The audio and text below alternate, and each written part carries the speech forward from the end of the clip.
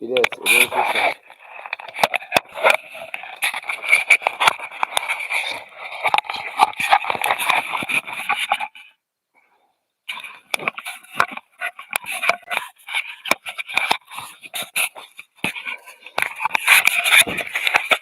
This is one dusty motherfucker.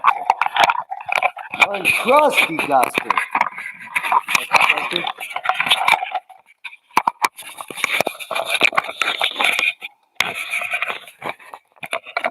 Boom. All right, we're back in business with a remote webcam. Holy crap-a-rolly. Can y'all hear me?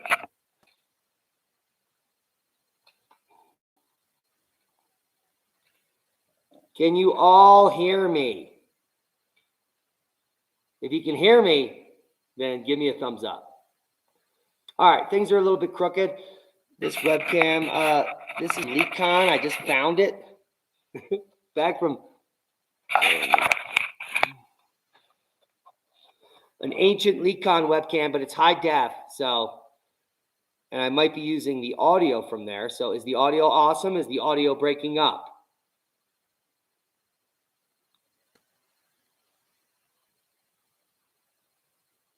Anyone, please give me feedback.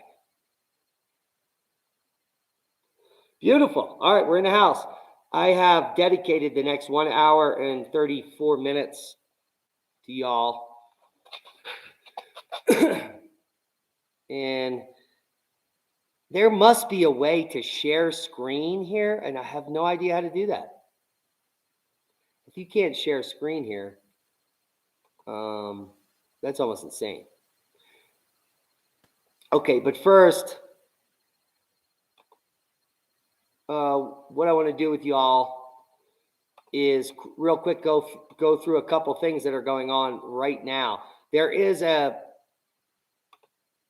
sun is currently getting very jiggy, and we have a long duration C flare up into C123, C4, about C4 category that has been lasting for hours and hours. This is while the geomagnetic storm and unrest is ongoing currently. So it's quite significant. So just bring your attention to that fact, and we're watching that closely, and we'll have updates in the morning of what's happening with that. So Maverick Star Reloaded is gone. Is that true? Please tell me. I look a little fuzzy because this webcam is probably a little old, and it needs a little attention. So let me just see. No, that's the best we do. That's the best we're doing here, kids. So be happy you got what you got, all right? That shouldn't be that fuzzy. It's a filter. It's like the Kardashians. That's what I'm using. Okay, so Mavstar is still there. A lot of people have asking why I don't do any interviews with Mavstar. Mavstar doesn't know what he's talking about. He simply reads like the talking points, and he just found out who Mutin Milankovitch was last year, for goodness sake. So the guy is like decades behind the curve, and he's also telling you information that's not true about the 40% or 40-degree tipping point of the magnetic field. Earth's magnetic field is up near the equator. It just passed the North Pole just recently, so it's still up near the North Pole. The South Pole is a little further off kilter, but the North Pole is maybe 8-10 degrees off of zero, the rotational pole. So I have no idea what he's talking about. Okay, we have 128 people in the house, 44 thumbs ups. Good to see you all. If I ever figure out how to share a screen here, there is no way to do it. I don't even know how people share screens. Like there's not even an option here. Could please someone get me to speed on how to use this useless YouTube live stream, whatever the hell this is. It's complete garbage. I don't even have access to the own features in my live stream, which doesn't make any sense to me. Okay. Good Friday. Oh, we have 11 months left, according to Mavstar. Please, all make him accountable on that, and all unsubscribe. Everyone unsubscribe to Mavstar in 11 months. I mean, I did that 2 years ago. I still have some interviews up here, but now here's the bad news. Any of you coming over to Squatter Conference, which is in just 5 weeks, 4.5 weeks now, in May. I hope any of you that aren't coming sign up. We only have 6 people on the private tour, and there's only 10 slots. So there's only 4 slots left on the private tour, and there are 18 slots left on the general tour, and there's 18 slots left in the conference. So there's plenty of space for people to get involved. Now, the bad news is that Ruidoso, New Mexico is on fire. It has been for the last 3 days. So we don't even know if the conference center is going to be there for the event. But the petroglyphs will be there. They've been there, survived for 10,000 years, and they'll be there because there's no wood near them. So we're going to be definitely doing the tours, and maybe we'll have to just meet in a burnt parking lot for the conference. It's anyone's guess, but that's going to be, it's pretty awesome what's happening up there as far as the fire, not in a good way, but the event will not be canceled, and it will be an amazing event to come because we're obviously going to tour the fires now with the whole crew during the conference. So it'll be a lot of amazing earth ecology as well as geology and archaeology and, well, petroglyphs, plasma petroglyphs. So now we have 169 in the house. Just bringing your attention to an event happening on the sun right now. It started with a long duration C flare that happened for about 4 or 5 hours just earlier ago, and then it went into a higher C4 arena. I wish I could share this with you. I'm just looking at the data here. I'm looking at GOES X-ray flux now, and we're going to get the max here coming in. C3.3 is the current, but not the max. So it was a little higher there. Long duration C flare, it seems to be ending, which is the good news.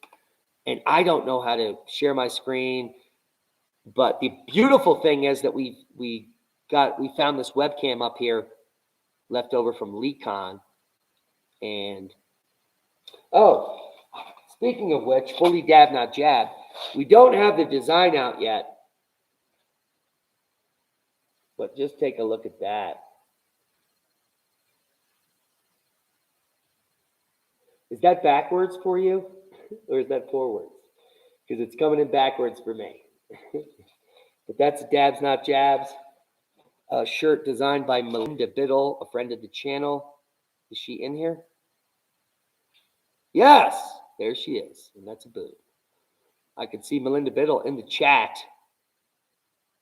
Yeah, the webcam's blurry on purpose because we don't want you to pick up anything specifically, and it's to keep the CIA at bay. That's good news. All right, so was that backwards? No, it was forwards. Okay, good, excellent. So she sent me over the PDFs to that. I don't know what her store is, and I know that's not in her store, but she has a store currently. Let me see if I can. I'm going to take a look. All right, everyone, watch your eyes. I'm going to look at the webcam and see what's going on in here. Okay. A little diagnosis. You just get a little bit of lens cleaner in there. Okay. So now that Ruidoso, New Mexico, is burning.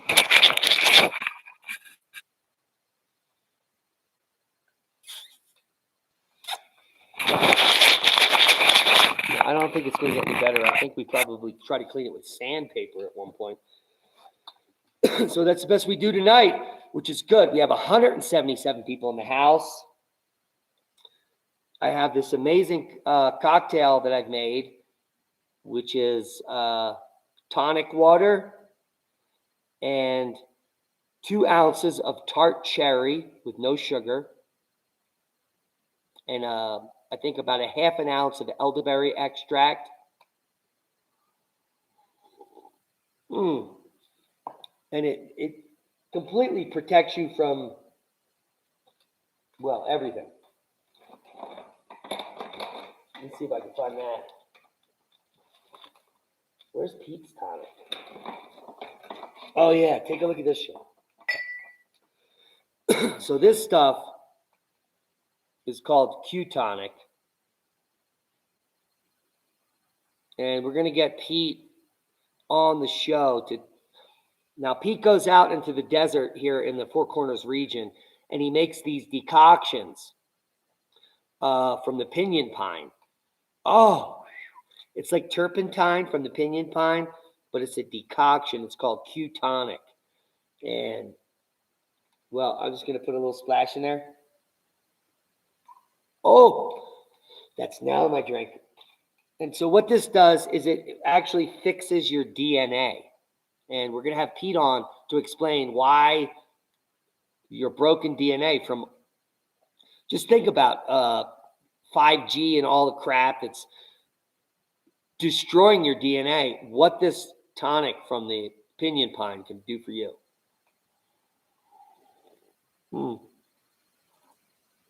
There's so many terpenes in here, and you can smell it. Wow. Like I can feel it going through my head right now. We're going to have Pete on the show in just a few days to talk about his Q-tonic.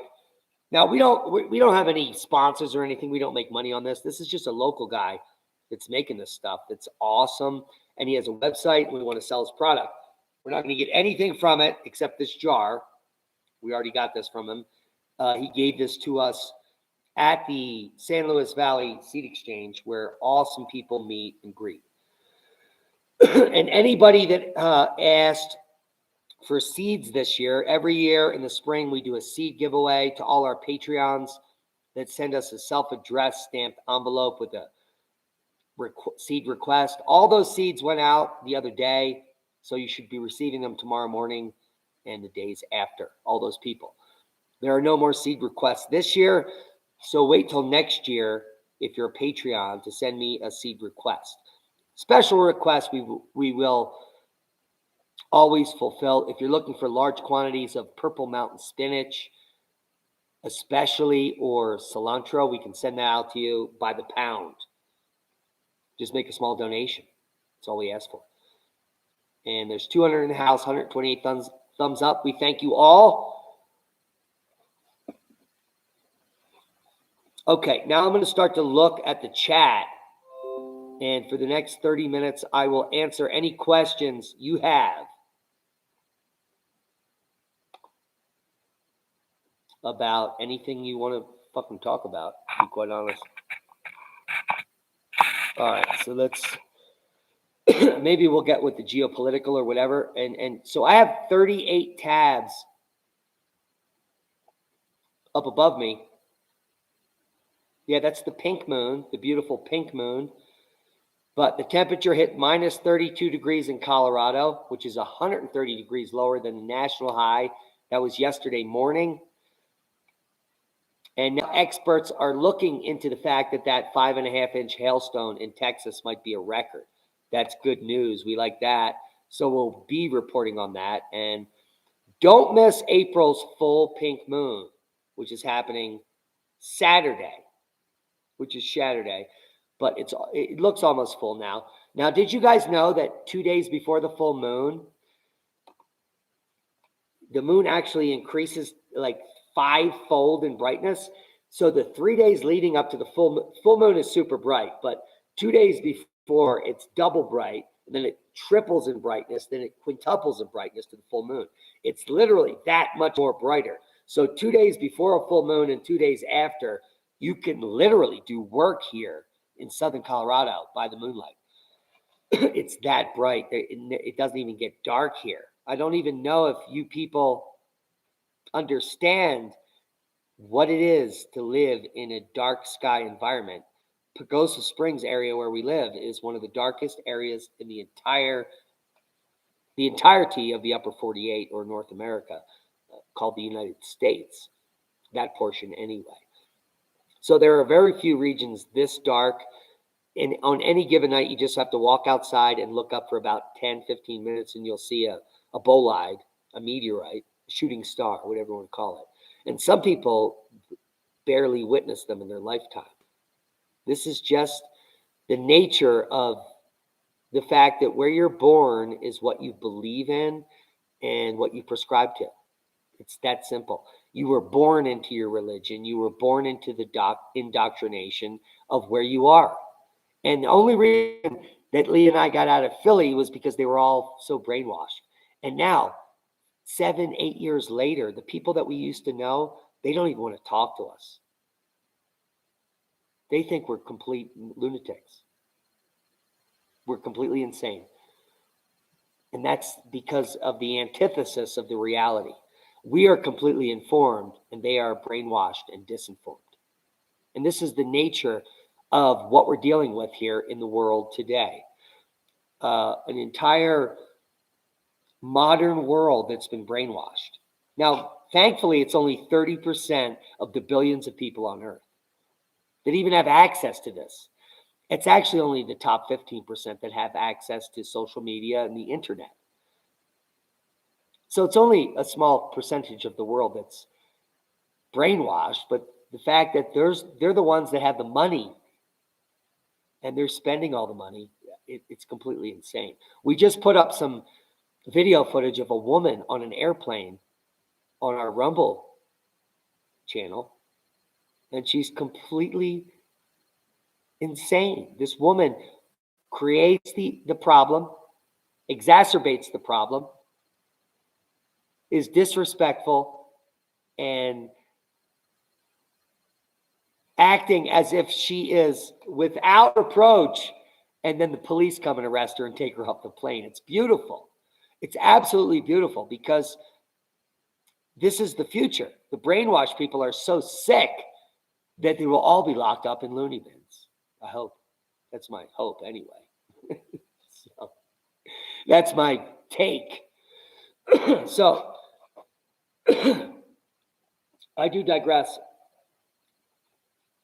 Please, it's late night. It's now 9:41. Put the kids to bed. This is not a place for children. A lot of people are saying that we show our children your show to our 5-year-olds, and then you curse. How dare you? I'm like, well, how dare you put your children in front of a program that you didn't look at already, you fucking losers? This is my bronchodilator, which is prescribed from Jesus, by the way. All right, so I will answer the top 10 questions that come into the live feed here.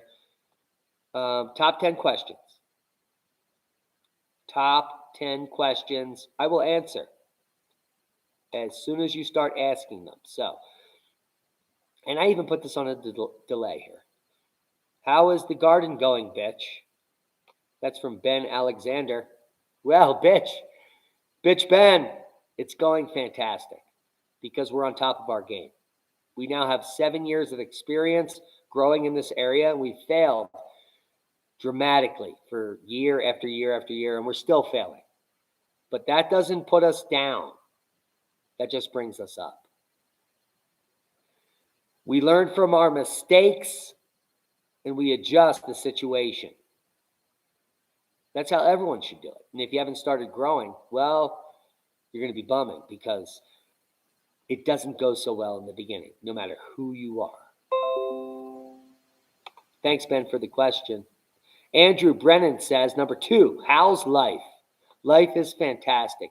If that means that you're about to have 3 of your molars extracted in 9 days. My entire face, since I was a child, has been destroyed. My teeth, I got some of the first orthodontics, which destroyed the enamel on all of my teeth. And then I've got at least 9 teeth that had mercury that I got removed years ago, and that left giant holes. And there's still some mercury in there, and I'm getting those all pulled. I'm removing the poison from my body, and it's ridiculous. I've spent over $5,000 this year on dentistry, and it's only going to go way up from there. All the money. The reason I don't have an electric motorcycle or a fancy thing is because I'm fixing my teeth, because I don't want to die from a bone infection. So that's how life's going.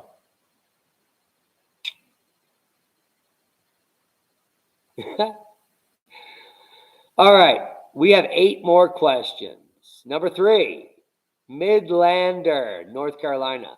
Do you think there will be increased glow mode plasma observed in grand solar minimum progresses? Of course. If not, none of you know what he's saying because he's trying to be fancy. And I know you're trying to be fancy, Midlander, North Carolina. We love you. But increased glow mode plasma observed means increased aurora, period. It doesn't mean anything else. But the aurora can move down into the lower latitudes. It can even show up equatorially. And these are things we've never witnessed in our lifetimes. So this glow mode plasma, which we should just call aurora, so everyone knows what we're talking about, will dip deeper and lower towards the equator. Yes. And we're seeing it happening now. We've seen it over the last 5 years with the introduction of 2 new types of aurora, the blue or the purple Steve, which is, people aren't considering aurora, just a sudden excitation in the magnetosheath, very high temperatures. And then there's white aurora. But we will definitely see Squatter Man soon. And that's just a dude dancing up there next to Steve, which is like a sword, which they now have petroglyphs, which they call the Orion Man, with Steve running right through Squatter Man. And some people, well, they have some really bad ideas on what that is. But I do digress. Number 7. This is coming from Matthew Sager. How do satellite phones work if a large EMP hits us, or would they? Well, excellent question, Matthew. There are tens of thousands of satellites up in different types of orbits, some geosynchronous, some not, some just haphazard. There's Starlinks, which are trailing satellites. And there are so many satellites up there, and no one knows how hardened they are, what position they are, what they're made of. So a particular solar storm might take out a large percentage of satellites, but not all of them. It depends on the orbit, the height, and where the excitation happens, which might take out the satellites. So in the event of a large solar storm, like a Carrington event, not all of the satellites will be taken out. And those that are remaining, we might be able to work with them to still communicate, which is why we have Starlink here. We finally have it, because we think that while the older satellites will be taken out, Starlink satellites, which are low Earth orbit, might survive because they're not as high. But it's guesswork. So hope I answered the question. Okay, where were we? Yeah, and that was Matthew Sager, number 7. How do sat phones work? Now, some have their own private satellite systems, either that or they're subcontracting testing satellites. And if they got the best deal, they're subcontracting some cheap-ass satellites that will probably be the first to go down. So sat phones rely on those satellites. So don't rely on it, or have a redundant system. I would always go for a CB and then a shortwave radio where we can bounce around signals on existing antenna, and then Starlink, which is a great alternative to cable or other internet because it's independent. And I'm sure Elon Musk will do anything in his power to keep the internet up if the world decides to shut it down, because he's going to just say that. And then you have sat phones. And Lee and I her father bought us this very expensive unit where we can put up our own hotspot on the mountain. You have to run away from it, and you can make a call from anywhere on the planet. It costs like $3 a minute, but you actually create your own satellite beacon. So that type of technology also could save your ass in a pinch. Okay, we're getting to number 6.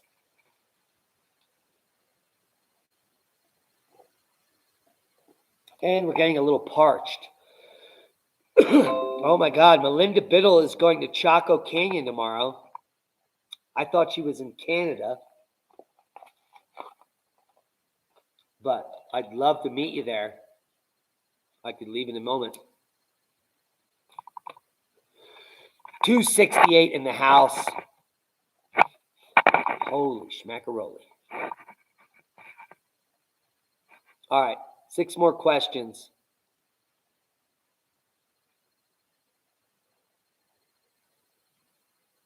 All right, we're talking about, does that mean that Steve and Squatterman are gay? No, I don't think. I think they're genderless. So that would mean they're non-binary? Not a question, but all right, let's move on. Has the Gulf Stream shut down? No, not at all. In fact, the Gulf Stream is so impressive that it will take years to shut down. Years. It won't just be like, it shut down. We will see a slow increase in the effects in Europe. Europe will go to hell. They won't be able to grow shit. Everyone will freeze to death and starve. And then it will shut down. But most of us will be much older. Now I'm decrepit. But look at that. That's pretty hot right there. That's pretty nice. So I'll be 70 probably before it shuts down. So that's 2 decades from now. Okay. Terrible audio. Sound not working. Refresh the stream if you're having audio issues. Can you all hear me? Hello!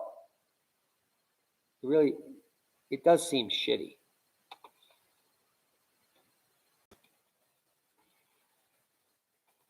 We're going to check on it right now live. All right, I'm going to bring this microphone array way up. All right? Is that any better? I just went through the roof here on the microphone array.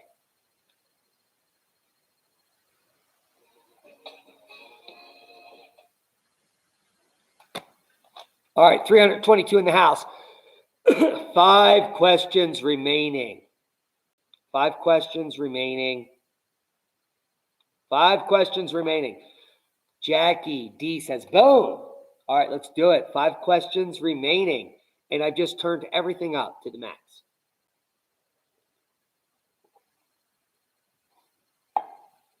Midlander, North Carolina. All right, this is your last one. Number 5. What do you think of Michael Steinbacher's theories? Well, as you all know that I work in recovery. I'm an alcoholic. And my entire life was ruined because of abuses in my childhood and things that happened. But I don't regret the past. And I work heavily in the recovery movement. And tomorrow, as a matter of fact, I have to go to prison. I have a jail meeting that's very sought after, but because of what I've been doing for a very long time, I'm allowed to go back into a prison and talk to these men. Some of them, they're murderers. I mean, they've killed people. But we talk to them about hope. And I was there, so I can relate. So the problem with Michael Steinbacher is that he was a drunk and he didn't get help and he died a drunk. And people that work in recovery like me, we don't go to funerals of people that die drunk because too many people die. Dozens of young men that are younger than me that were my sponsees are dead. They're no longer here. Almost all of them. Because 90% of the people that suffer from the problem of addiction die. And today it's even worse. Thank God I recovered because I'd be dead. Fentanyl is in everything. Cocaine, pills, anything you're trying to get. Heroin. It is literally a lottery. Will you get high or will you die? And this is the modern world we're in.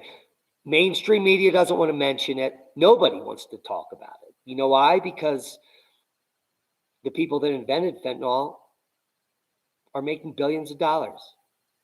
And now it's being synthesized in the jungles of South America and contaminating all of the illicit drugs coming into America, which is why all drugs should be legal and able to be made by yourself. Sovereign people should be able to grow their own cannabis everywhere. So they don't have to worry about fentanyl residue killing them. I mean, it's that simple. Cannabis is a medicine. It's not a drug. Cocaine is a drug. Cocoa? No, it's a plant. But these are entirely other issues. I don't even know where we got there, but whoever asked whatever, it was pertinent. Oh, it was Steinbacher. Yeah, his ideas are okay. He was just parroting other things other people said in it, and then he got drunk and went out to places and repeated words that make people say, "Oh yeah, I know those words."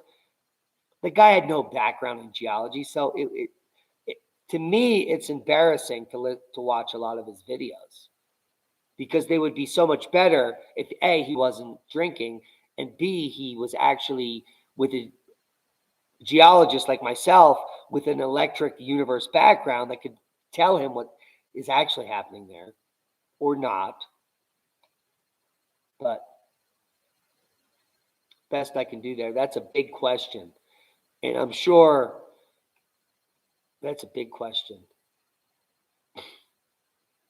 I've been grappling with that for years, and I've never told anyone anything I just said. So, hello.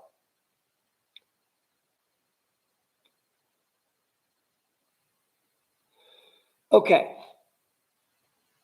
Curly McTell.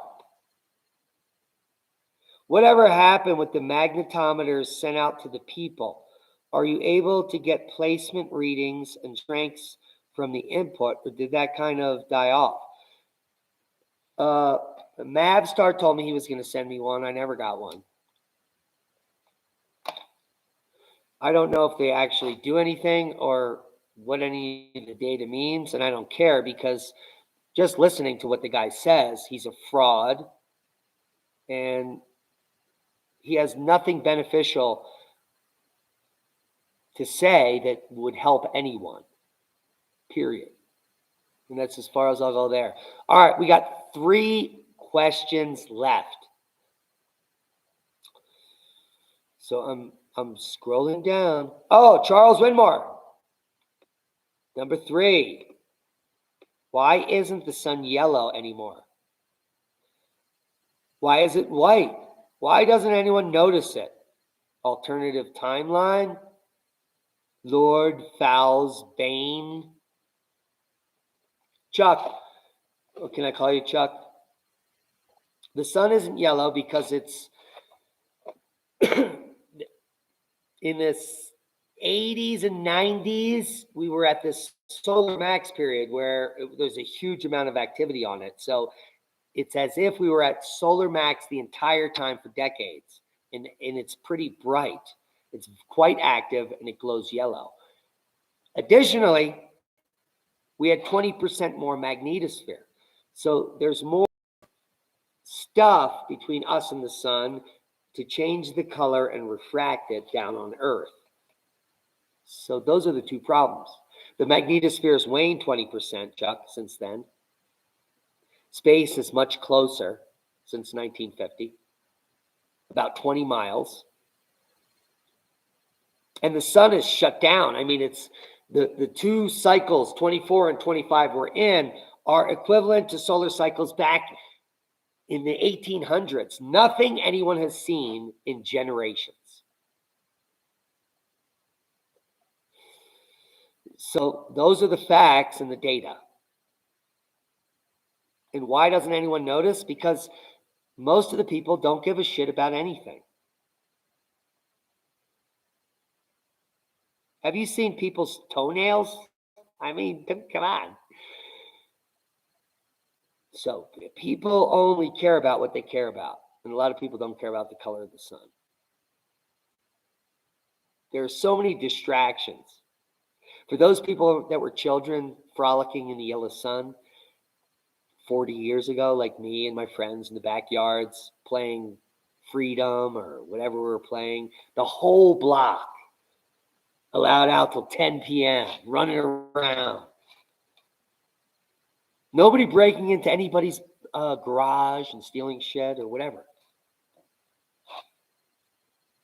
True Americana. That's how I grew up. But at the same time, I was being raped at YMCA camp. So nothing changes. If nothing changes.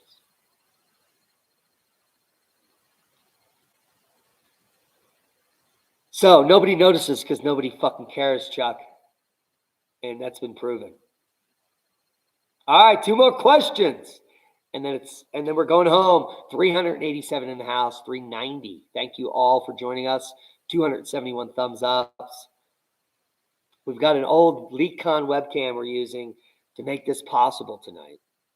And this is all being made possible by Melinda Biddle's amazing design,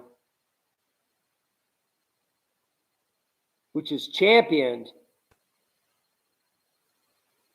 by many of our moderators.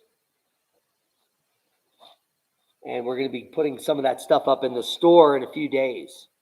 Now, if you haven't heard, Rio Doso, New Mexico, where Squatterman 2022 is happening in just 4 weeks, is on fire. So prayers go out to the people there. Hopefully the convention center will be available for the convention on the 15th. But regardless of what happens, the event is going to happen no matter what. If the city is there or not, the fire will be out.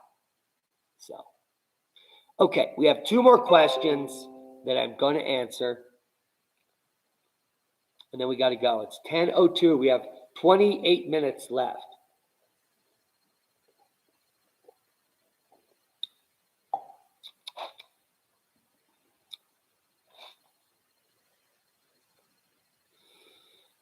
All right.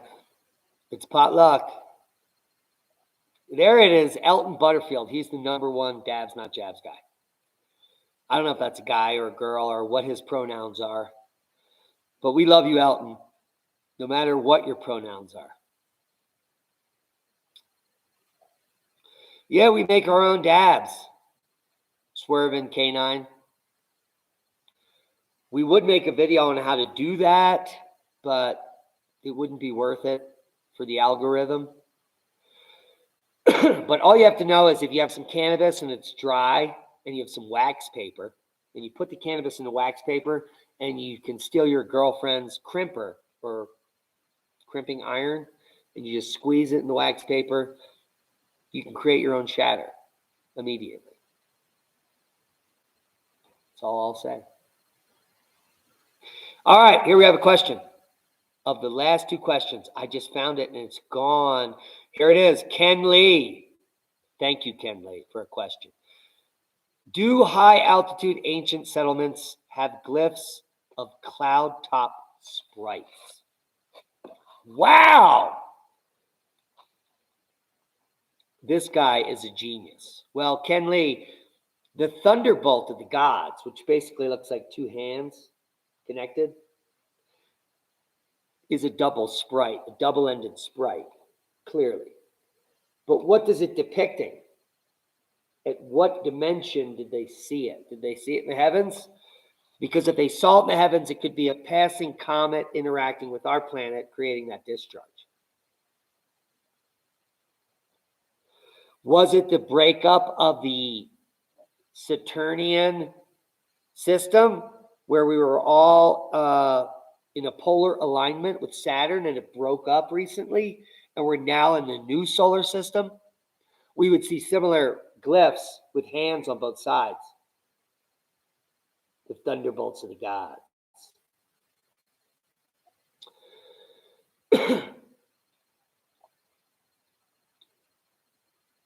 And this is the dragon myths. But it could have just been a single passing comet. Comets can have front and back tails in the right condition.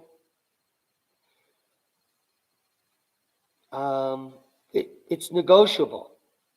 But here's something interesting, and I love your question. How about high altitude ancient settlements that were once at sea level? Like Ollantaytambo or Sacsayhuaman.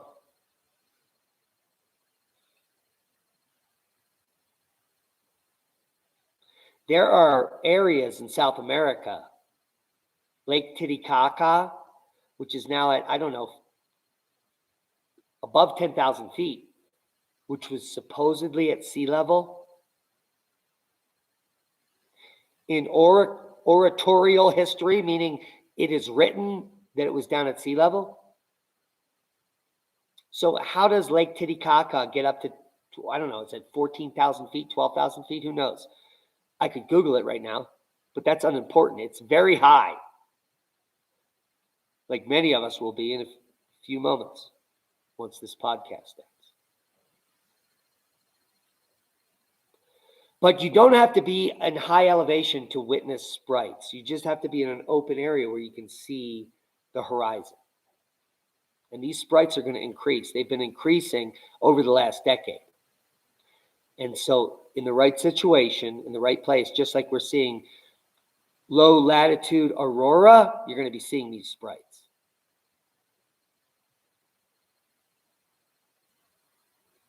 So that is a great answer to a great question.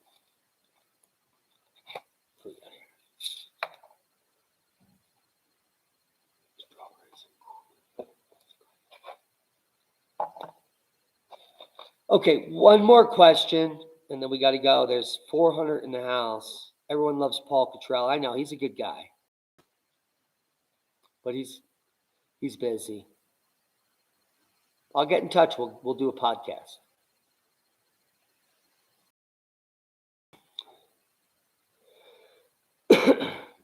Okay, Brian Holmes says, working on my second year of heavy gardening with Beam. And what we learned last year, I'm anxious to get back at it. In reality, it will take 2 or 3 more years to produce enough food for our family. Yeah, and as you learn, just capitalize on your successes. Like Alan and I, this is a simple example. Notice that I planted 100 arugula seeds, let's say in late February or March. And then in late March, I planted 100 more over here. Well, those are now producing 10 times more than the original seeds. And that's because it was colder with less light and the seeds sprouted less. So we now know when to plant arugula for maximum results. And you can utilize what you learn year after year if you're out there every day in your garden to capitalize on what you need to do to have a bigger yield and a better outcome. It's that simple. Observation is the key to permaculture. People say, what course do I need to take permaculture? I say, none. You need to go to your land and sit there for a year and watch it. Write everything down. And then if you don't know what you've observed, then go to a course. Take it, and then it will all make sense. So that's how you do permaculture. You observe first, you learn later.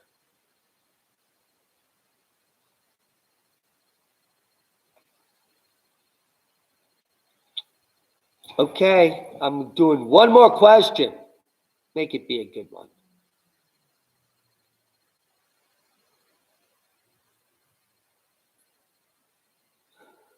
Any more good questions? Ladies and gentlemen, 400 people in the house, not a good question.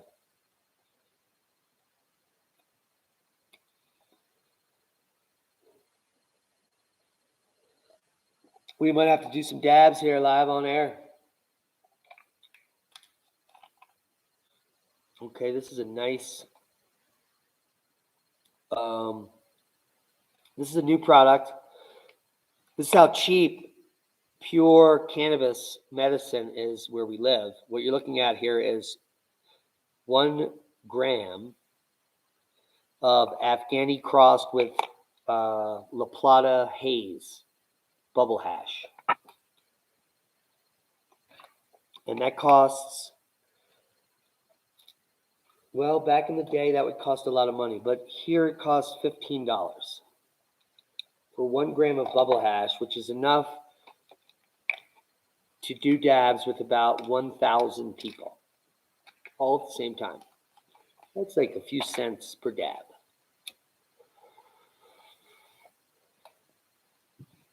That simple. A little dab will do you, CD. Oh, and it's Afghani, which is the most impressive cannabis strain for anti-cancer properties. So if you're going to make the Rick Simpson oil and you want to cure cancer on your own, you should be looking for Afghani strains and White Widow, at least 3 indica strains that you're going to be mixing together to make that oil. And if you want to know more, simply email me at oppenheimerranch@gmail.com for more information to make your own anti-cancer cannabis oil for free if you grow it. I'll just tell you how. Okay, here it is. Last question. Gary Baxter, Diamond. What do you think about those fancy dab rigs? No, that's not the last question. And all the heaters and all that shit. Well, to each his own, Gary. You can buy whatever you want, do whatever you like. It's none of my business. Charles Winmore. If you were on an island of people who were all colorblind, how could you convince them that color exists if they cannot and may never see it for themselves? Well, Charles, it's not a difficult concept to understand that different things look different. You could describe it as temperature or texture, but different things, if you're talking about color, just look different. And anyone could understand that in some simple way. I need to get some really good questions here. 400 people in the house, please. Anyone have a practical question about what's happening in the world right now?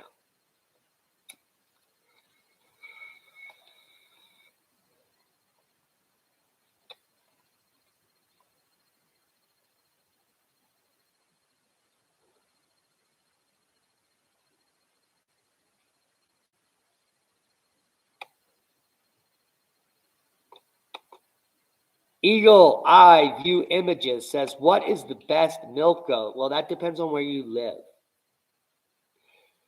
There are different milk goats that do better in different growing zones. So it depends on your growing zone. Like a zone 12 goat is way different than a goat that is up here in zone 5. So you have to look at the local goat growers and ask them and the breeders, what's the best milk producer in our heat zone or our grow zone?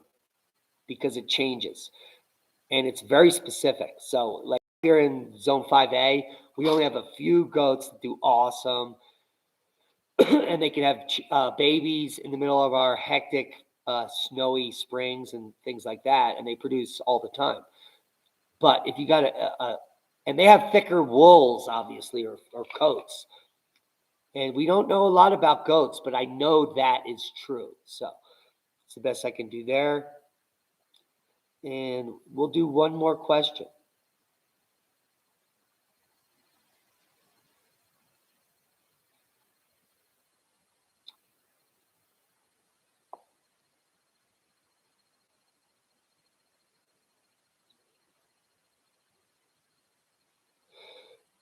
Albert Howard, Tasmanian petroglyphs are 50,000 years old, but they say humans only got to the mainland Australia 50,000 years ago. How did they get to Tassie that quickly? Well, you answered your own question. They didn't. So, just a pretext for context. For the last 2 decades, 3 decades of my scientific tenure as a geologist, what has happened is that dates have changed consistently, year after year after year. The date of the first agriculture has gone from 5,600 years ago now to 10,000 years ago. And even further back, where they're now cultivating cannabis 11,500 years ago. The same thing, production of advanced metals. It was just a few thousand years ago. Now it's being pushed back to 10,000 years ago. The same thing for the production of ochre, the production of societies. I'm about to put a podcast up on Magnetic Reversal News, probably tomorrow, about advanced hominids 320,000 years ago that were hunting in groups and processing in groups, butchering at large sites for communities. So 320,000 years ago. That would be 20 cosmic catastrophes ago. I mean, think of the implications.